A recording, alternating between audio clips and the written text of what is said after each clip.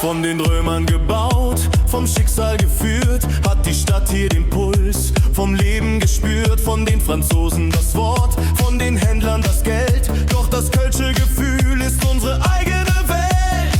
86 Fehde, ein Gesicht. 86 Fehde, ein Gesicht. 86 Fehde, ein Gesicht. Jetzt alle!